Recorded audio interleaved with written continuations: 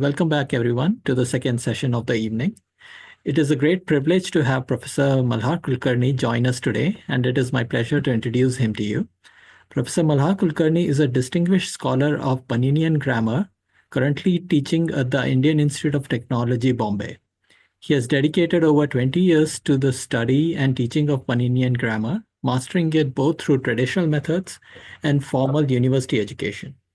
Professor Kulkarni has been guided by renowned scholars such as Pandit Vamana Shastri Bhagwat Guruji and S.T. Joshi, and has consistently imparted knowledge of this rich tradition through both online and offline mediums in a nishkarana, which means selfless manner.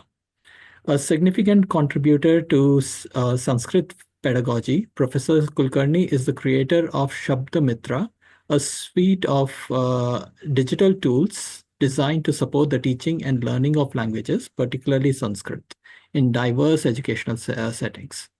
His innovative work in the field has proven invaluable for promoting the study and appreciation of the language among a broader audience. In 2023, Professor Kulkarni served as the inaugural convener of the Vyakarna, which is grammar section, at the 18th World Sanskrit Conference held at the Australian National University in Canberra, further cementing his role as the global advocate for Sanskrit studies. Among his many literary contributions is Sabda Sutra, a text composed in the sutra style that delves into linguistic concepts. In recognition of his dedication and exceptional contributions to Sanskrit scholarship, IIT Bombay honored him with the Sumati and Atmaram Kotwal Sanskrit Acharya Chair Professorship in February 22, a position he continues to hold with distinction. Within the theme of Indian knowledge system, Professor Kulkarni will give a scholarly talk on the methodology of linguistic analysis adopted by Sanskrit grammatical tradition. I will now request Professor Kulkarni to start with the presentation. Thank you very much for making the time, Professor Kulkarni. Thank you very much, Prakash ji. Thank you very much, Professor Sakia, and the authorities of the Inter-University Center for Astronomy and Astrophysics, AYUCA, with which I feel very much privileged to have been associated when Professor Jayanta Narlikar helmed the affairs.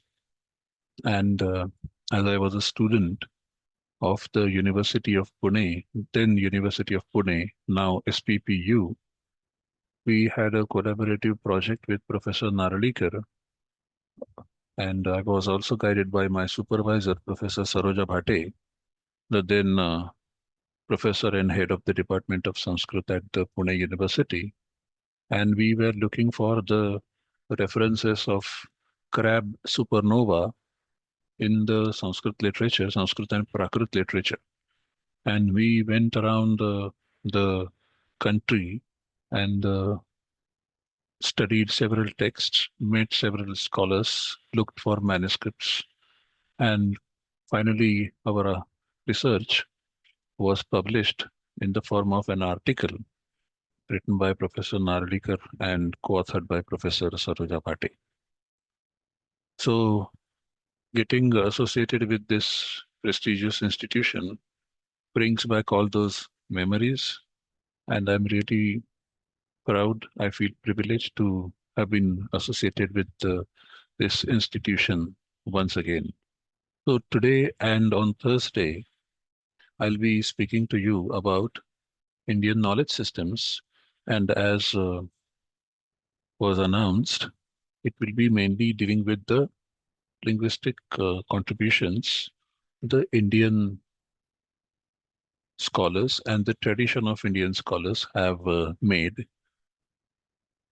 And with that, I will also focus on the Sanskrit grammatical tradition, which is a very deep, very long tradition, which has continued to flourish even today. And it's not a dead tradition, it is a living tradition. There are exponents of this particular tradition living even today.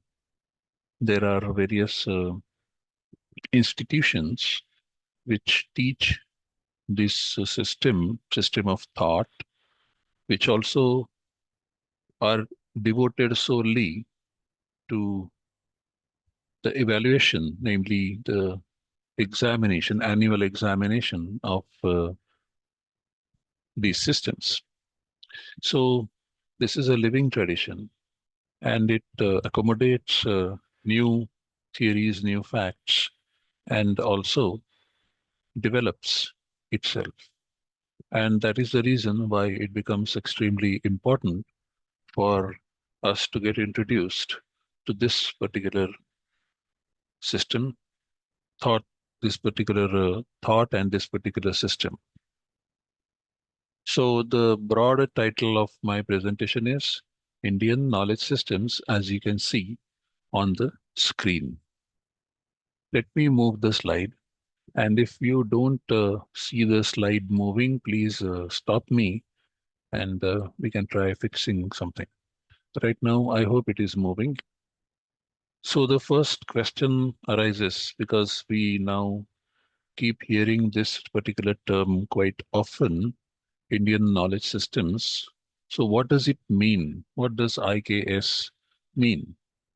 And of course, the word Indian knowledge system, the phrase Indian knowledge system consists of three words, Indian knowledge and systems, and they are separated by spaces, indicating that they have independent existence. But nowadays, such terms, such phrases, they are being treated by linguists and also computational linguists as noun compounds. So this is a noun compound, and as we see that there are the constituents of this noun phrase or noun compound, and these constituents are shown in terms of the square brackets in which these constituents are put. So the first two constituents that we know are knowledge and systems. They are interrelated. And then knowledge systems becomes one unit to which Indian is linked. Now, when you join the two words, knowledge and systems, you're not just joining the words, but you are obviously also joining the meanings. And primarily, you are joining the meanings. That is the reason why the words are also joined. The words are also shown in this particular manner. Knowledge systems is a typical combination of words, and the meaning involved here is that the systems of knowledge. So there is this off relation between the meanings of knowledge and systems. And this particular relationship between the meanings of the word knowledge and the meanings of the word systems, this is not explicitly expressed by any explicit word it's as such, but it is expressed through the juxtapositioning of these two elements. So knowledge systems acts like a compound word. However, it is not strictly a compound as it is called in some other languages, because when a compound is declared, there are no spaces that separate the constituents. So, however, we see that there are spaces that are maintained over here. But having said that, we also observe that these two elements, they act as one unit as far as the meaning is conveyed. And therefore, we treat them like noun compounds. In fact, as I declared to you earlier, they are in fact recognized as the examples of noun compounds as well.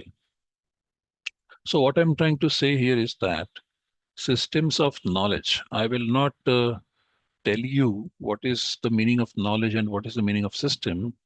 These are all common knowledge.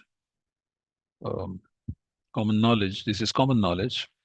However, what I'm trying to bring out is the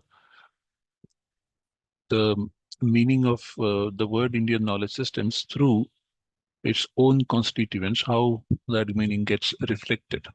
So we are primarily looking at knowledge systems, and obviously these are the systems which are related to knowledge. Now, of indicates mere relation.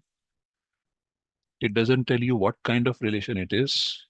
Now, it can be a relation where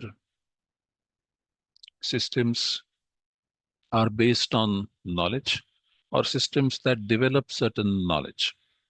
Here we are talking about both kinds of systems or all kinds of systems which are based on the knowledge and which are also developing some knowledge. But now next we come to, so speaking in the Sanskritic terms which are adopted generally by linguists all over the world, knowledge systems can be considered to be a Tatpurusha samasa, and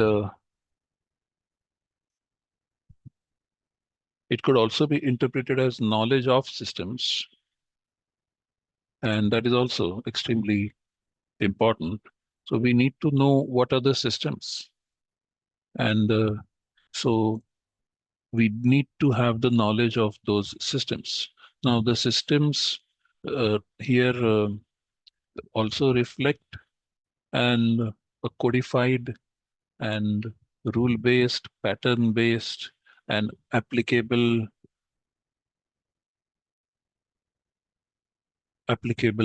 and authoritative and non-violated kind of knowledge. So that is what is a system. And then we know what these systems are. So that is also possible. However, here we are dealing with systems of knowledge as a dissolution of the compound. Nonetheless, we can still call it as a Purusha compound, in which generally the second member of the compound assumes the prominence. And therefore, when we join this one unit with the outer unit, namely Indian, the word Indian gets linked with the systems which are Indian, systems which are built in India by Indians, and so these are Indian knowledge systems. So now Indian and knowledge systems, these three words get together and we have the phrase Indian knowledge systems ready with us. So these are the constituents, and I hope this small exercise on the word Indian knowledge systems does tell us quite a lot about what these systems are in nutshell, where the systems look at each and every text element, each and every signal element independently, and evaluate it, tag it, and also link it with something else. And what is extremely important is that these symbols, they are the expressions of something which is not manifest, namely in the form of the meaning, which is part of which is located in the head of the speaker, so to speak. And so all of that get expressed by these words.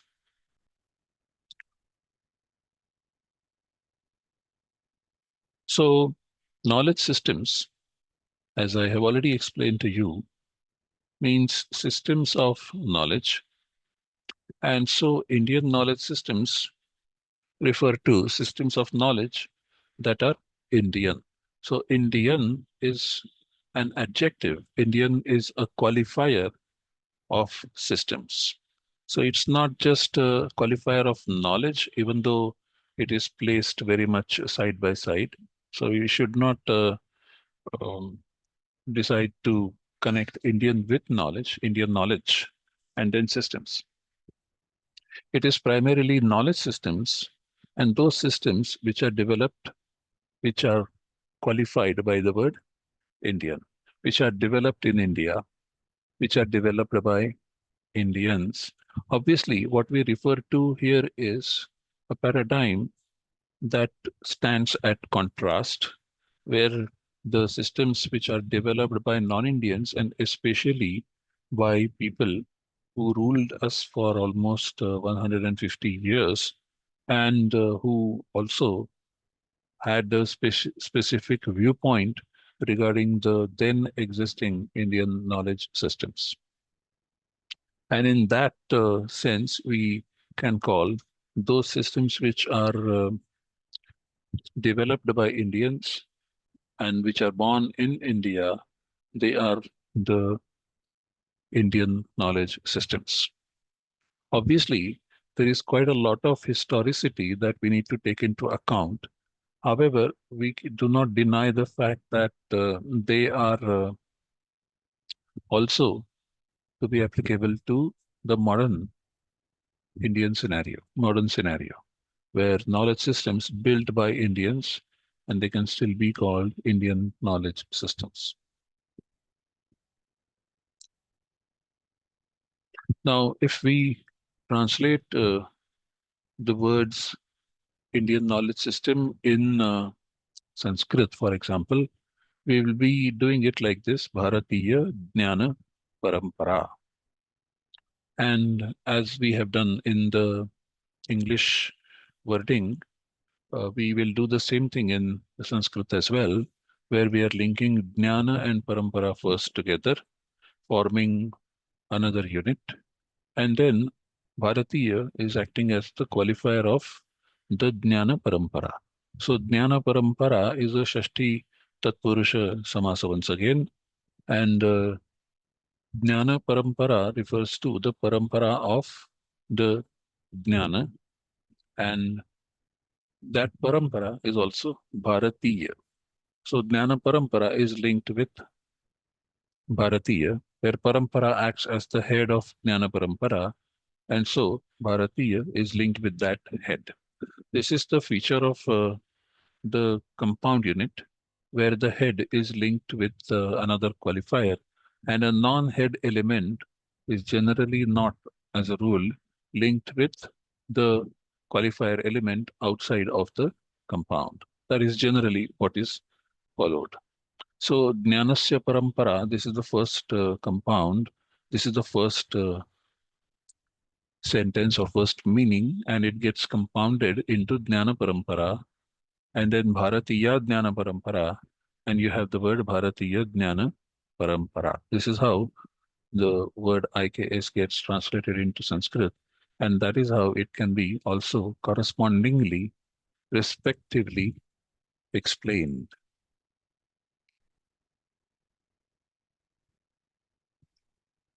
So, what is assumed here is that there existed a continuous process in our country to know more about the world outside as well as inside. And what is more important in this case is to know more about the world outside as well as inside, and also to know the knower. This is very important, as well as to know the knowledge. So, how much do we know? Do I know that I know, or do I know that I do not know? There was a continuous process in our country which addressed these and similar questions. Some of the questions might look very innocuous.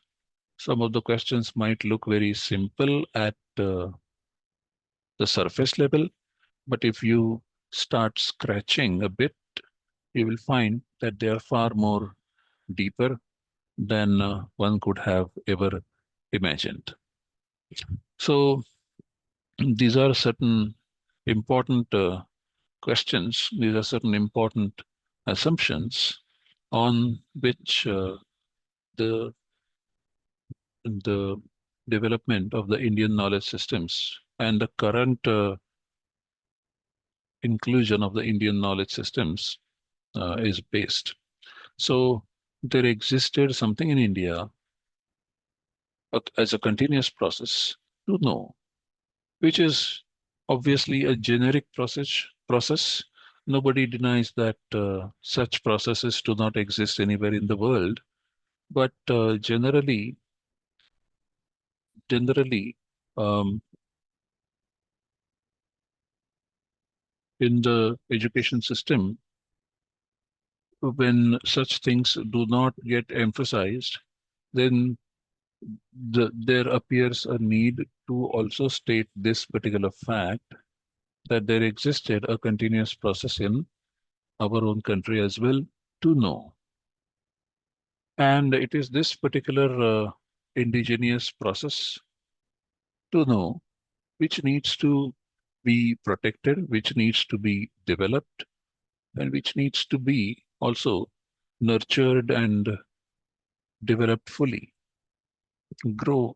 It should be seen, it should be ensured that it grows in a shape that takes it forward in the course of time and stands the tests of the time. So it is extremely important to know more about the world outside, because that is what we first get to know. But more importantly, also, it is extremely important to know about the world that is inside, and also to know who is the knower, and also to know whether we have knowledge or not.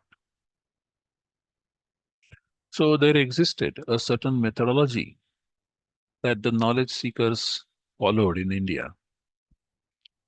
The importance of this particular methodology is that following this particular methodology kept them on the path of knowledge seeking in the first place, and that gave them accurate knowledge about the world around them and also about themselves. All this allowed them to plan about the world that is outside and also the world that is within, and that allowed them also to execute those plans. What it means is to apply the knowledge to real life scenarios to solve certain problems. This is what was done using this particular methodology. We also uh, follow some of these principles even to solve problems in modern life and day-to-day life related to such foundational and fundamental phenomena. This is what is assumed. And then there were some questions that were raised in this particular process. What is it to know? What does it mean to know? At the same time, is there anything that is not necessary to know? What is not necessary to know? Also, the important question is, are the knower and knowledge separate? This is an extremely crucial, extremely important question. And mind you, this is not just a spiritual question. This is a very, very deep philosophical and academic question as well. Now, does the knowledge exist without the known? Can there be something that does not need to be known beforehand? These are some of the questions that were raised in developing these systems, in building these systems. So then the next obvious question is, what is so much Indian or what is so much Bharatiya about these questions? Perhaps these questions were also raised in some other civilizations and in some other countries and so on in the past, and probably they were also answered by those scholars residing in those countries and those civilizations, etc. What is so special about it? What is so Indian about it? What is so Bharatiya about it? So when we say this is Bharatiya or this is Indian, there is something that belongs to Bharata, something that belongs to India as we know now, as we know today, something that originated in India, in this particular country, and also something that was nourished and developed by India. Something that can be said to be the unique feature of India, something that can be said to be the unique feature of Bharat. This is what is Bharatiya, this is what is Bharat. This is the feature only of India, and this is not the feature of any other country, any other civilization in the world. Is there something like that? That is the primary question. And we need to look at it. We need to study this, the answer to this question with the broader mind and academic outlook, and accept whatever is the finding. We are not here to uh, to do non-academic activities, and that is what we shall do and study. That is the philosophy behind what is Indian and what is Bharatiya. What is important here to remember is that these questions keep popping up every now and then whenever the topic of Indian knowledge systems arises.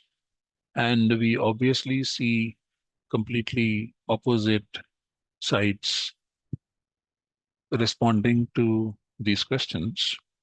And there are some people who are more enthusiastic, some people who may not have such scholarly background of the materials in the form of the older manuscripts and the texts that are published and the history that is there, but they are very much enthusiastic about certain things.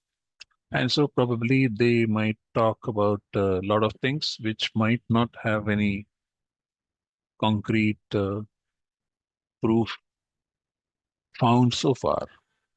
So the questions that we keep getting in such contexts are, did everything that we have or did everything that we know today already exist in India?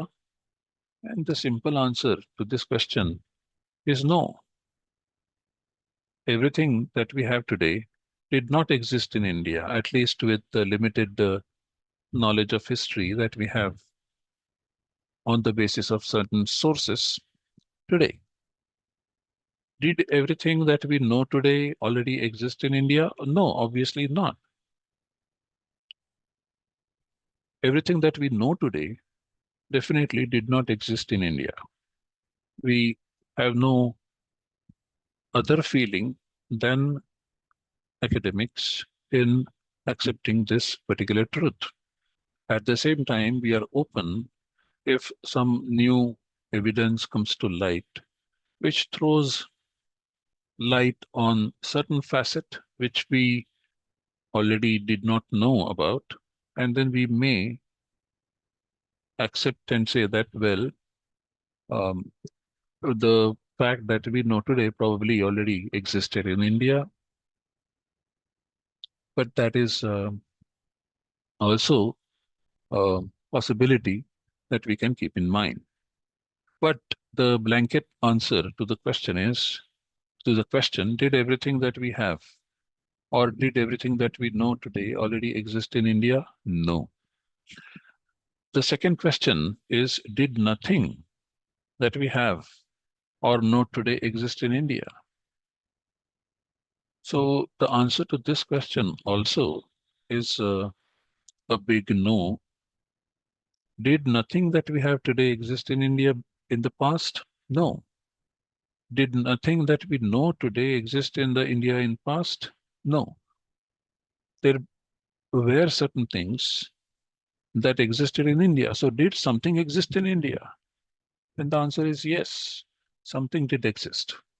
And something that unfortunately was lost in the course of time that we can't do anything about. But there were certain other things that were passed down, that were given to us by the long traditions, the traditions that protected those knowledges, and they transmitted them through various measures, through various plans, through various schemes and investments, and human investments and social investments, and so on and so forth, which transmitted that knowledge forward to us. And that is extremely important. That is what we can call the USP of our country, that is India. So if something existed in India, it is important to know what existed, and that is what is aimed at studying under this division called Indian Knowledge Systems, or IKS, or Bharatiya Jnana Parampara. Something existed, and that is what we aim to study under Indian knowledge systems, because generally we are not aware of what all did exist in India.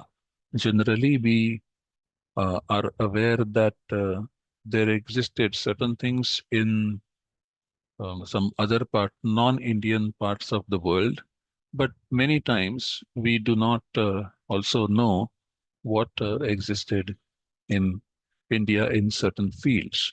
Now, that is something to be improved upon, and that is what this study aims at.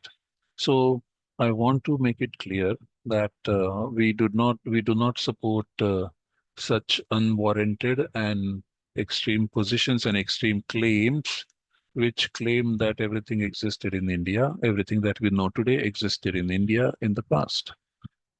But at the same time, on the other hand, going 360 degrees, we also are not ready to accept that nothing existed ever in India that we have today. And obviously, so these two questions, they are not what are sought after, they are not what we follow. We do know that there is a transmission, there is a chain of thought which was transmitted in the form of certain texts, transmitted orally as well as in the written form. And it is our duty to study that material and then inform our fellow countrymen of what that tradition consisted of. And was there something valuable? Was there something very precious? Was there something much advanced as far as the thought is concerned? Was there something that was way ahead of time? Now, these are certain legitimate, important questions that can be asked about any knowledge and so also to Indian knowledge systems, and that is what is done here. The questions are asked to these systems. These are extremely important points to remember when we talk about Indian knowledge systems. So, in general, we can talk about what is a system, which can be described as a set of knowledge or knowledges created around a particular subject. Now, this subject that I am going to talk about is nothing but language. So, language is considered to be a particular theme or a particular subject, and a set of knowledge is created around it. And of course, now in modern technological world, where we have quite a lot of advanced technology to deal with language, natural language, as we call it, a lot of new advancements throw quite peculiar light on the insights that are available to us through the texts that talk about the nature of language, the explanation of various linguistic phenomena, various insights about language. So a set of knowledge or knowledges created around a particular subject is a system, including, of course, the act of knowing, tested in accordance with the temporal and the spatial dimensions. Also, the system gets modified as well as validated in the course of time when it undergoes the temporal and spatial dimensions of testing. So this act of knowledge gets tested and then it gets modified. It also gets validated in the course of time. And then it is kept open for future examinations. So the thought about language, for example, that got promulgated in India, that was thoroughly discussed threadbare in various traditions, and it was also kept open for future examinations and also was passed on to future generations. And it is, in fact, this particular transmission which also came in touch with the development about the thought of on language in the Western tradition that sparked the development of the whole branch of knowledge called linguistics in the modern world since the 18th century, when the the governor of the then Bengal presidency also discovered the unique relationship, the unique similarities between languages. And so the idea of language family was propounded, was supported, and also expressed. So this is what we will call a system. And then there is a codified form in the form of a system with certain rules taking care of the set of knowledge. And those rules hold that set of knowledge together, making it possible for others to also decode this set of knowledge. Just one second. Is there something said in the chat box? What is meant by testing knowledge in accordance with spatial dimensions? Does it mean testing in different places? Yeah, okay. So thank you for this question, first of all. What is meant here is that when we talk mainly about primarily when we talk about language, uh, the uh, we, then we also see spatial dimension playing an important role, where a particular set of linguistic phenomenon occurs within a region at different places, finding different expressions. That is what I mean by spatial dimension. So if you make a rule based on the data collected in a particular region, that rule needs to be modified or needs to have an accommodation of the data that is collected from some other region. And that is how the rule within the system will get tested first of all, and then modified is if needed, verified, and of course, in the course of time. I mean, this is mm, not just two-dimensional relation. It could be also temporal plus spatial relationship as well, as is very much visible in the Indian grammatical tradition, where Panini, one of the earliest known grammarians of the world, did codify a system of grammar which was memorized and transmitted by the tradition. And after 200 years, after Panini wrote his grammar, in some different regions, certain other variations were found, and so there certain other variations were recorded, and the grammars and the grammarians who existed at that point in time compared those with the already existing rule-based system, and then they decided either to modify or to improve upon the system itself rather than discarding the data as such, which is what is right, what they did. So the data which is available to us needs to be explained. That is the point. And in order to do that, you might create a system, and that system is not exactly a sacrosanct kind of system. It's, after all, the creation of the human intellect in order to account systematically, in order to account in a particular rule-based pattern, to explain away the data, to explain away the patterns in the data. And so if the data is found varying, there is no problem one should undergo in changing certain nuances, changing certain rules within the system per se. This is what I meant by testing knowledge in accordance with spatial dimensions. Now, the second system, very, very important system, and probably would be of very much relevance to you and to the institution, is that of astronomy, which got developed in India.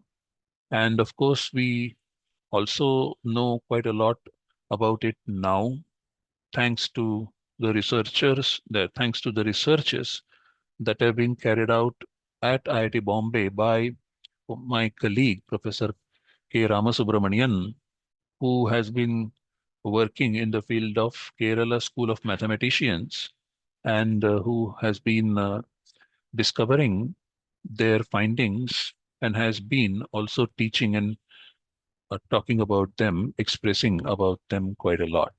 So in this case as well, you see, there were some rules that were stated by earlier astronomers, and they got tested, and mathematicians, and they got tested, as I have noticed when I sit through some of the presentations of researchers in this particular group.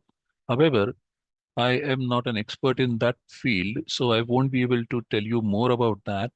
You should read the works published by him, and you will get a list of that on his website. And also, the books are freely available.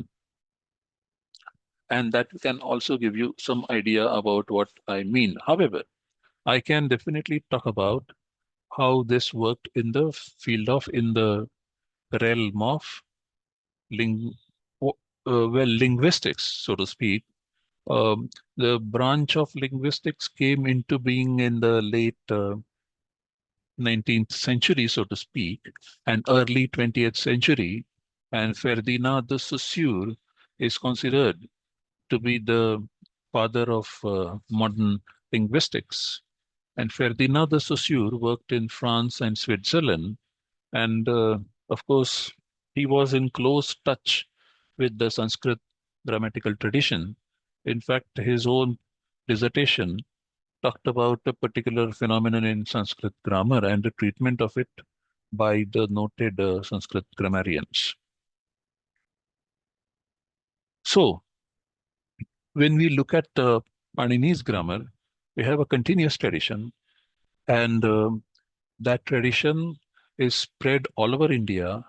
And there are scholars who have also studied the geographical locations of these various scholars, ranging from Kashmir to uh, Kerala, where we have scholars like Kayyata and Uvata and so on, Jayyata and so on, coming from Kashmir.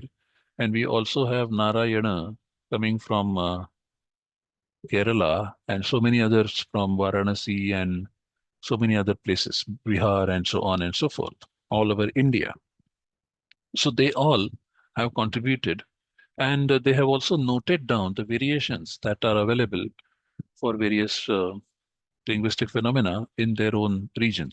In fact, Panini himself has also noted down the variations in the speech form on two different shores of the same river. So there is a river, and on the one side of that river, certain group of people speak about a particular word in a certain manner, accenting it initially. So highlighting it, emphasizing its initial portion of the word. Whereas on the other side of the stream of the river, we live another group of people who highlight the final portion of that particular word. So Panini, Panini through his sutra, Udakcha Vipasha, and here we are talking about the river called Vipash, which is a modern Jhelum, I think. No, modern, some one of the modern rivers in Kashmir and in Punjab. So Panini is talking about that particular river and people living on the shores of that river. And people living on the north, they have a different accent, and people living on the south have different accent. This is what he has recorded. And then, of course, the later grammarians also vouch for this. They say, yes, this is true. Even in their time, it was there. Some some time comes when we find that such a tradition is lost, and we record it as the loss of the language, as we also record in modern times, where a particular person dies and also the language dies. Something like that happens. So that happens with this system as well. And that is what I meant by testing knowledge in accordance with spatial dimensions. So if there is a rule which talks about a particular form in a particular region, that if that knowledge is correct or not, that is what is tested in this particular format.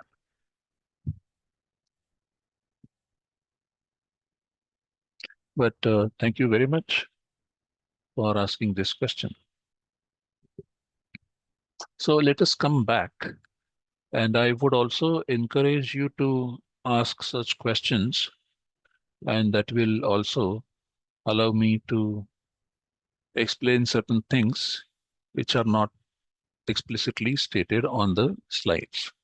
As you know, one of the leading linguists of the 20th century, Noam Chomsky, who is now 95 years old and maybe more than that, a great linguist.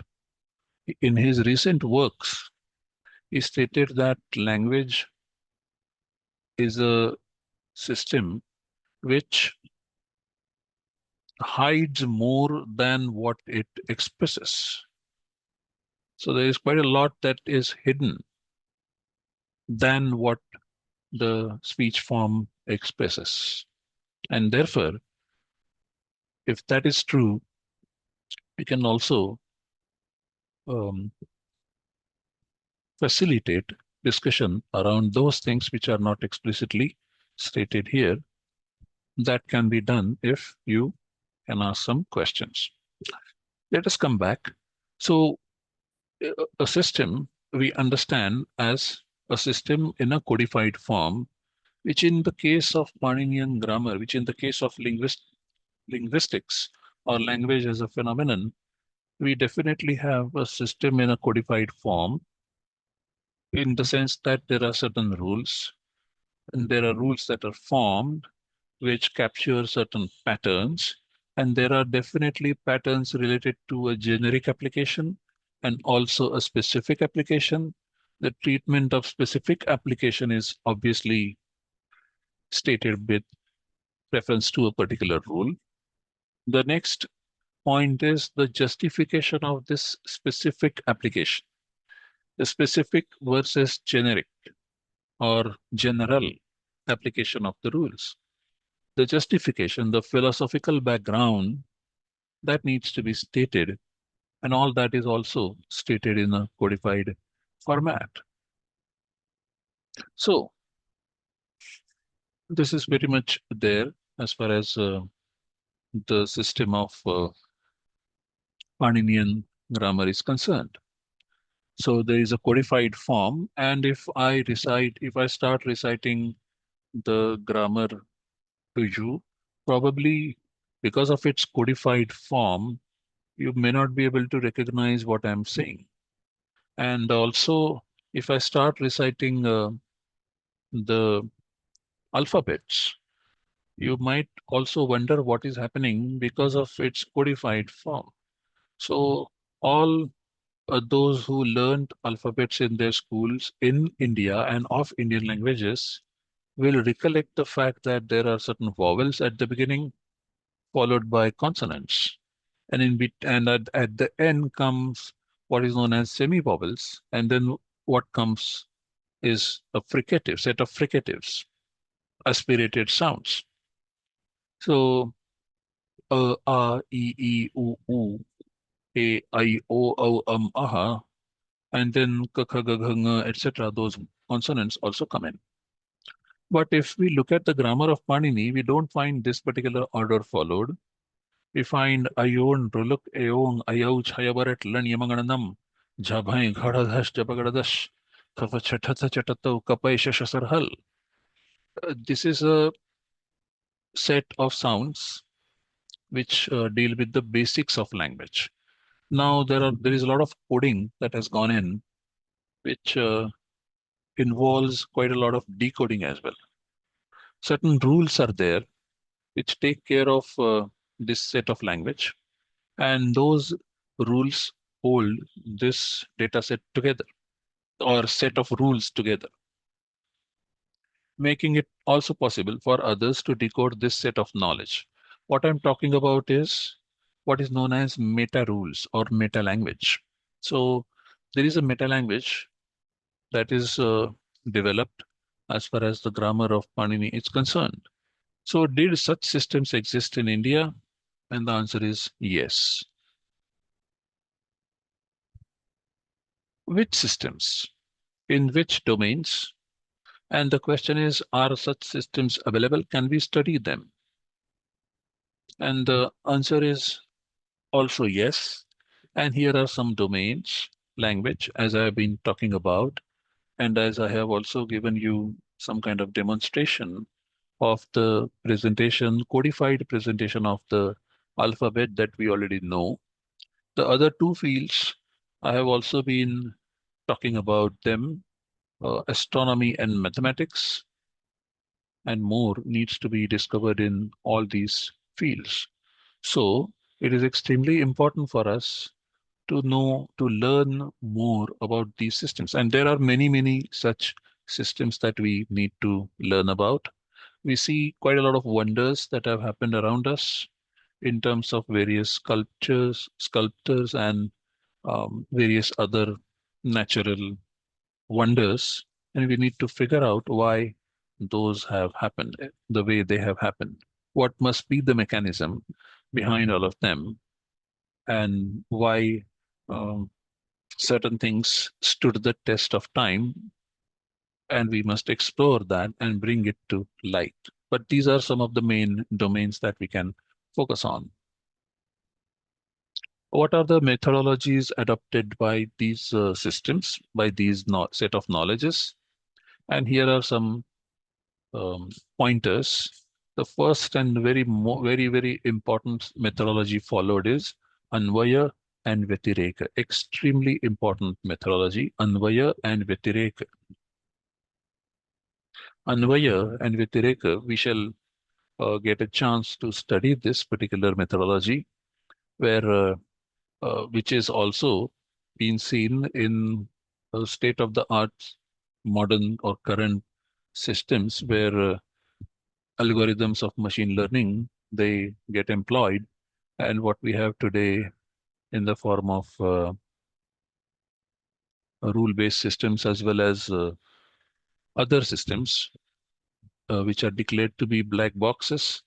But if you ask the scientists, they will also uh, talk about certain way in which the algorithms learn, and we compare that, and we can also see the insight that was available in this methodology stated on this slide, Anvaya and Vyatireka, and compare it with what is happening today. I happen to be present for a computer science presentation in which the researcher was talking about how the machine learns the generic property on a particular data, how the machine learns to segregate two different objects based on the intelligence of the generic property that distinguishes those two objects.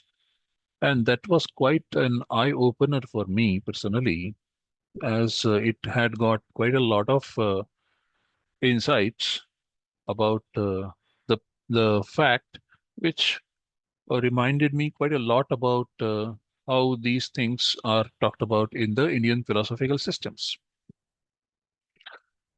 So Anvaya and Vyatireka happens to be an important methodology in this particular case. Uh, Also, Avapa and Udvapa. Now, these are the two methodologies that are employed in order to analyze the given data set.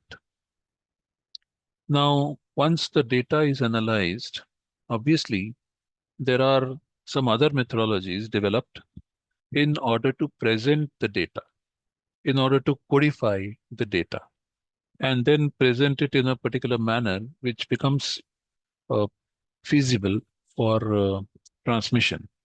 And so then we have methodologies like Tantra Yukti, methodologies like Sutra Bhashya style, and also Adhikarana style. These are developed in the Indian tradition, and there is quite a lot of literature also available on all of these. I remember at this moment spontaneously a book written by a scholar in Pune called Va K Lele, and there is a beautiful book written by him on Tantra Yukti. You can find reference to this also on the internet. And Anvaya Vyatireka and Avapa Udvapa, of course, you will find a lot of literature about them as well.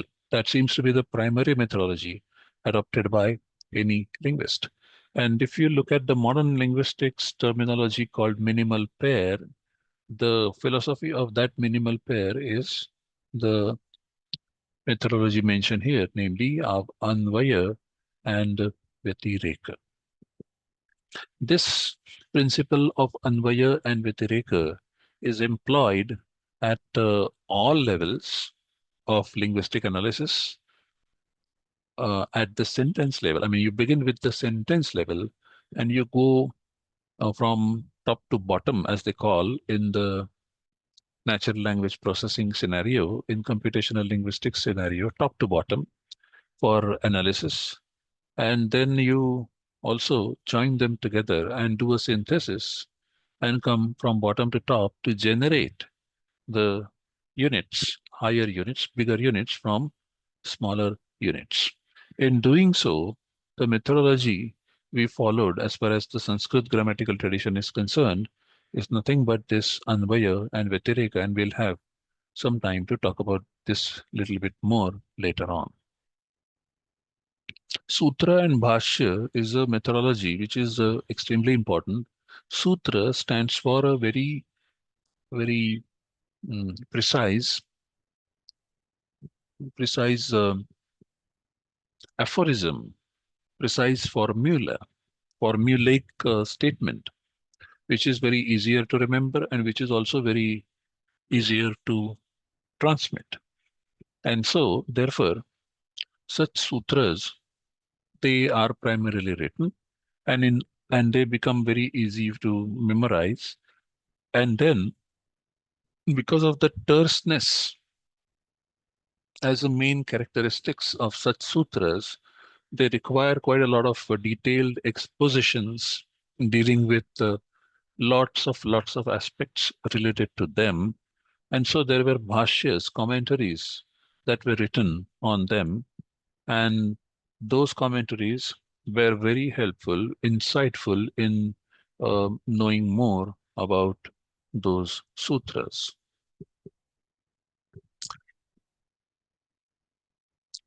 Also, the Adhikarana system is extremely valuable, and Adhikarana methodology talks about how to present a particular finding, particular discovery, and how to present it in the form that suits the scientific inquiry, which is also extremely important. So now let us look at language as a subject or domain and see how these things that I have talked about get applied to this particular domain. But before proceeding further, let me ask you if you have anything to share, if you have anything to comment, if you have anything to ask. Okay, if you don't have anything now, maybe later on, as we are progressing towards the end of the time slot, you can I can stop maybe within 10 more minutes, and then we can keep uh, the session open for the remaining 15 minutes. I think that would be a good uh, idea. Let me talk in brief, and then I can continue the same thing I can develop this on Thursday, where I can also invite some more questions. So let us talk about this phenomenon called language and how it was dealt with as a system in the Indian tradition. So these are the terms that were used to describe language, and they give different scenarios, different levels, different um, stages of language. Bhasha is the first and very well um, known word, very popular word, which is used to translate the word language into Indian languages, bhasha. The other word is vach. The other word is vani. Then we also have the word gir. The next important word for language is shabda. Bharati is another word, and Saraswati is also another word meaning language. Each one of them brings about certain shade of this language as a phenomenon. Bhasha overtly talks about the explicit expression in the language, which is what is language, which is what is primarily studied, the sounds. And here we are talking about the natural language, of course. So the sounds that are used for the purpose of communication by human beings as a social phenomenon. So all that comes in the word bhasha used for language. The explicit expression, explicit external expression. When we go for watch, uh, then we are going a little bit internal.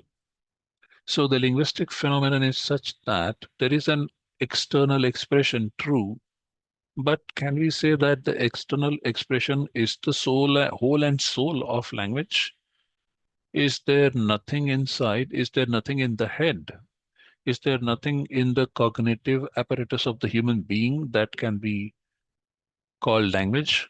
Is there nothing there that can be related to the audible speech? And these are the legitimate questions, and the pursuit of these questions will take us deeper into the realm of the philosophy of language, which will tell us that Vach represents such an internal stage, which modern philosophers have been trying to explore and unearth. And there are certain other principles that they have not looked at. And I can also talk about those principles which they have not looked at, but they're still very much relevant. In fact, and of course, they're very, very crucial and very, very important. Vani also talks about the internal as well as the external part of language. And there is a beautiful word in Sanskrit, which is antarvani. And this antarvani says that there is a vani within.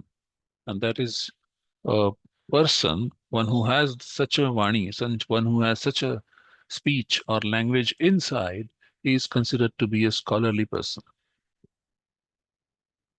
Gir also refers to the external expression part of language. Shabda refers to the internal um, processing, internal part of the language, which even modern disciplines like neuro-linguistics and cognitive linguistics have been exploring and have been studying quite a lot. We also have in our institute, thanks to Professor Pushpak Bhattacharya of the Computer Science and Engineering Department, we have a lab consisting of a device called Eye Tracker. And it is through this eye tracker, the computational models have been proposed by him and some of his researchers, which also talk about the linguistic comprehension and linguistic comprehension through the eye movements. That was really fascinating. And that gave me quite a lot of insight about the language as a phenomenon. And then I could also compare that with what is stated in the traditional Sanskrit texts. So, Shabda refers to that internal stage as well as also the external expression. Bharati and Saraswati, these are obviously the terms that are used for the deification of speech and the importance of the speech. So there is quite a lot of cultural relevance over here, where a natural biological function is elevated to the position of something which is worshipped. And the significance, the importance of this natural biological function only gets highlighted by such an elevation. That's the point we can all agree about. So these are the primary terms used for language, and they have quite a lot to tell us about the phenomenon. So the Sanskrit text, the Paninian grammatical tradition, deals with this phenomenon called language through these three different fields. They are Shabda Prakriya, Artha Prakriya, and what I propose to call as Jnana Prakriya. Shabda Prakriya, Jnana Prakriya, and Artha Prakriya. So, Tritiya Jnana Prakriya Vaiyakarananam, this is my own sutra, and we definitely look at these three maybe later on. Now, Shabda Prakriya and Artha Prakriya deal with the Prakriya or the processing of the Shabda. In this case, we talk about the words, and Artha Prakriya is the processing of the meaning.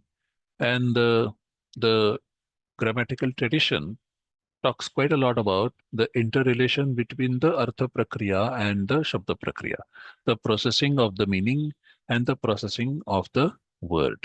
Now, both of them, they get encompassed by the Jnana Prakriya or the Bodha Prakriya, which talk about the Bodha of the Artha and the Bodha of the Shabda. And there are quite a lot of interesting examples that can be given in order to explain this particular phenomenon. And then these three broad fields, they also can be said to correspond with modern modern fields like philosophy of language and derivation of speech forms, where the nature of language is explored, the relationship of the word and the meaning is explored, the nature of the meaning is also explored. So on the internet, you will also be able to find out one beautiful article titled, "What is the meaning of the meaning?" And quite a lot of explanation of the concept of meaning is provided into this particular paper. Of course, that is not written from the point of view of the Indian systems, but in general, you will get quite a lot of information about it. However, these three broad fields are worked upon, are part of the entire system that we know that deals with the language. Now, there are these traditions of thought also available to us. And here are the four systems stated on the left-hand side of the slide: Shiksha, Pratishakya, Nirukta, and Vyakarana. Shiksha deals with the phonetics, which deals with the production of the speech sounds, how the speech sounds get produced. First of all, what we mean is that what is the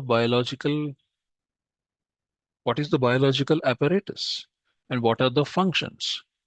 How is the mouth position? What is the position of the mouth when we utter a particular sound? What is the position of the mouth aperture?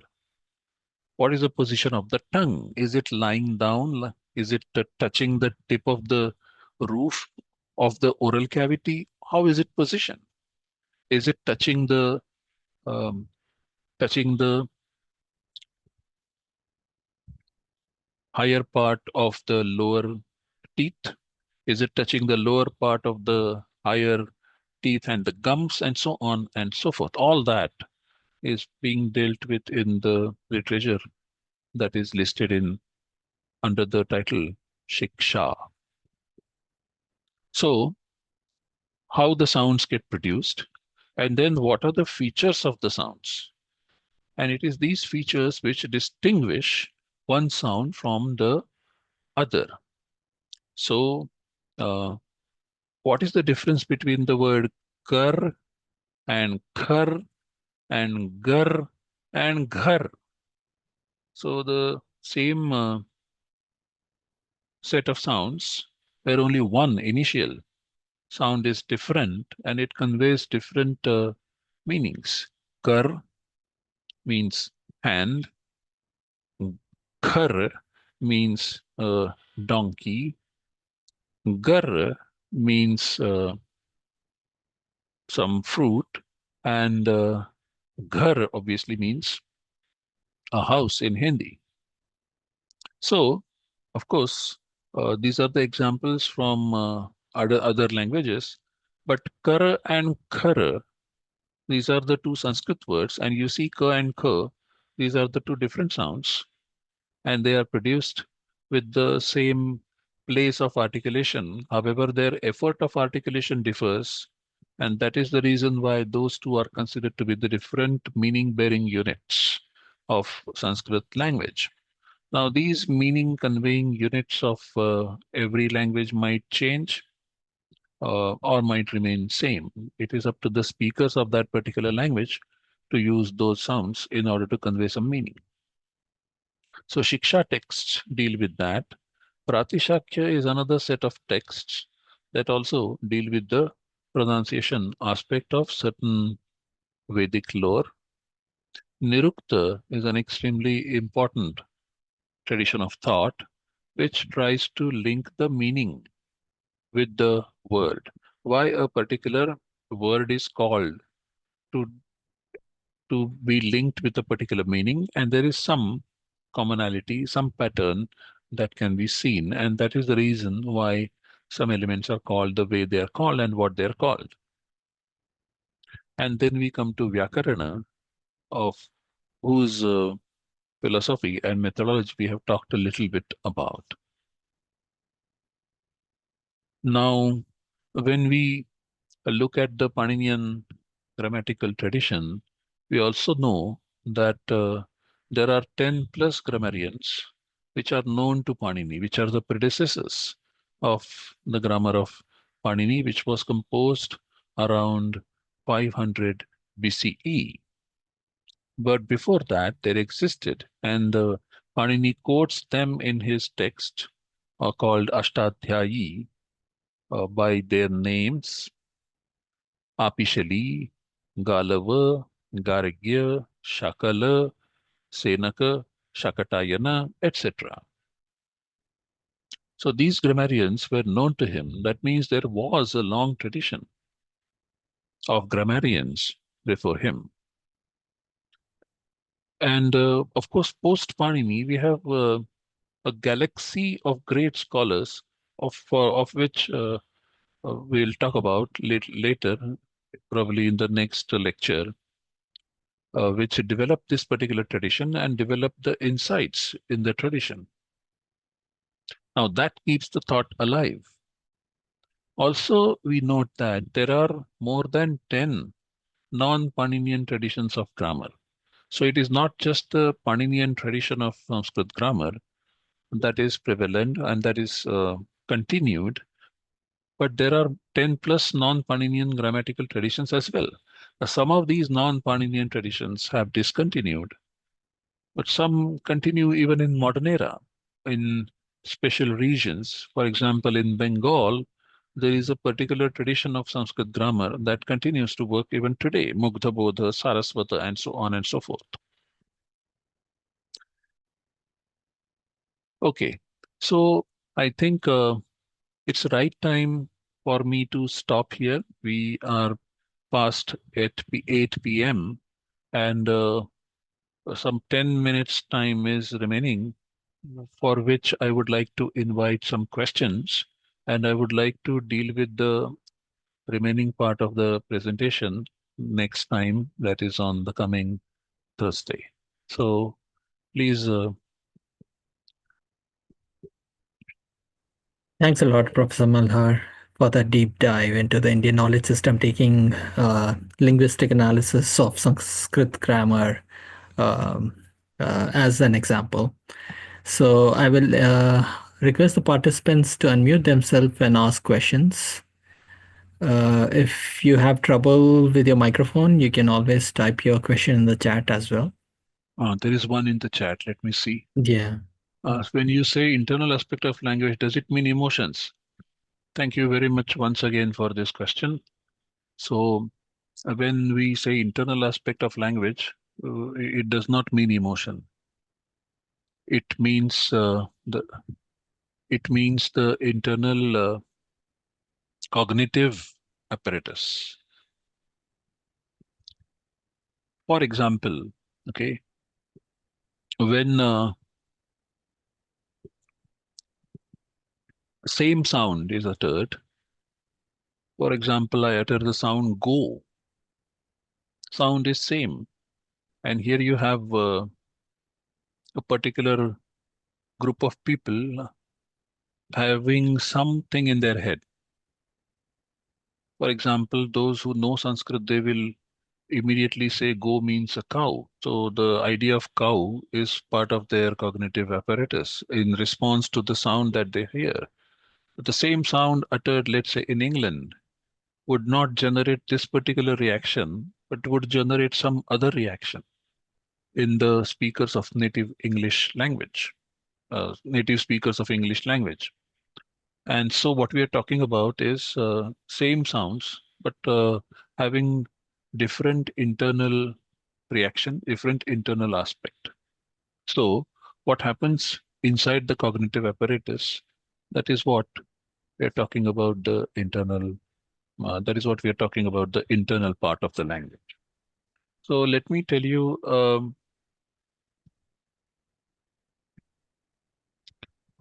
because this particular aspect is quite a lot used, quite a lot in communication purpose, where certain things are stated elliptically. So when we hear a particular phone conversation, not everything is stated explicitly. Certain things are conveyed only by monosyllabic utterances, yes, no, or something, ha, ha, and something like that. And everything else is just continued from one line to the next. So what is moving ahead is the internal cognitive apparatus using some small thread of external stimulus, as we can call it. So let me tell you a small joke also to lighten the mood, maybe, which also involves quite a lot of rich linguistic phenomenon. And the joke runs like this. Please excuse me if you already are aware of it. but try to see the deeper linguistic insight into it. So there is one teacher, history teacher, who asks her college-going students a question. She says, "Oh, what's the name of the son of Mahatma Gandhi?" And for a few minutes, there is silence in the room. One boy raises his hand and he comes up with the answer, namely, the name of the son of Mahatma Gandhi is Dineshan. So the teacher is stunned. Where does he get this? Dineshan. Who is Dinesh? Who is Dineshan? And so the teacher asks the boy, what is the source of this?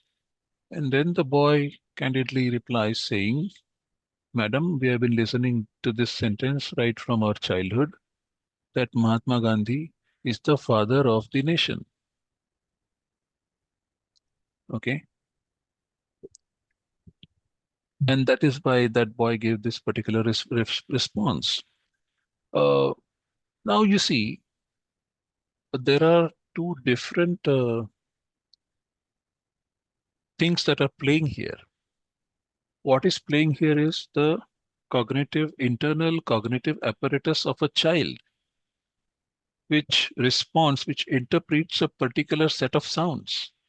So if you are asked to write down the sentence, Mahatma Gandhi is the father of the nation. So THE and NATION, that is how you will write it. But do you pronounce it as the nation? Now, when you pronounce it in a flow, you take it for granted that everybody knows that there is a space in between, but sometimes you do not care to, express that space. You put it in one go. Mahatma Gandhi is the father of the nation. Now, if somebody who does not have a prerequisite knowledge of what you're speaking might take the nation as one unit, which this boy uh, inadvertently did, and then it fits in very well in his language because Dinesh is a typical Sanskrit name, a name of a boy. And this N at the end is obviously a particular pattern that we see in several names. So it fits in very well, you see. So what is happening is a same set of sounds, but different types of reactions generated because of various different backgrounds in the head of different people. This is what we talk about. This is what we refer to as internal aspect of language. And obviously, there is quite a lot. Of course, there is quite a lot of spirituality that goes on, but we don't talk about spirituality. We will talk only about the philosophy of language and the nature of language, which is a common knowledge and commonly discussed set of knowledge. That sort of makes me wonder, does Sanskrit have, because Sanskrit, I assume, has pronunciations built in it, does it have things which sound the same but are totally different words? Probably not, right? Are they called homonyms or something like Hmm. that? Yeah, yeah. So there are some. Oh, there are. Yeah.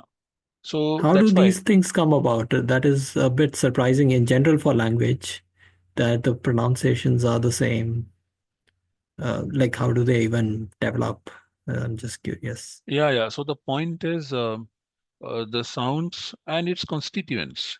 So how an individual grasps those constituents and how an individual relocates them in a particular place. That is what makes these things possible. No, but I'm talking about even words that are, like, for instance, when you say sun, it Hmm. also refers to the sun, Yeah, yeah, the sun and the person sun. yeah. Uh, and I was just surprised how these things even come about in language. Is there some natural way that these things are unavoidable, that there will always be words that sound the same in the same language? Okay.